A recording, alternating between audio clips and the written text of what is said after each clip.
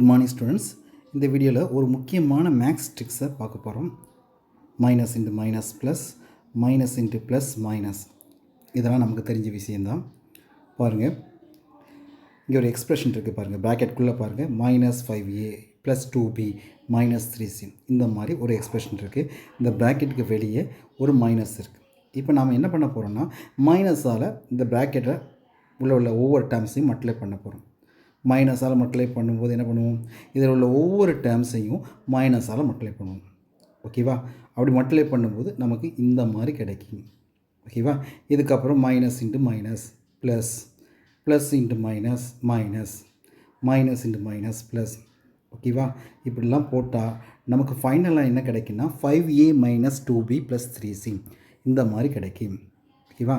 So இப்படிலாம் செய்யாமல் ஷார்ட்டாக எப்படி பண்ணலாம் பாருங்கள். இந்த ப்ராக்கெட்டுக்கு வெளியே மைனஸ் இருக்குது, அதாவது மைனஸால் ஒரு ப்ராக்கெட்டுக்குள்ள உள்ள ஒவ்வொரு டேர்ம்ஸையும் மல்டிப்ளை பண்ணும்போது நீங்கள் minus into minus plus, plus into minus minus, இப்படிலாம் யோசிக்க வேண்டாம்.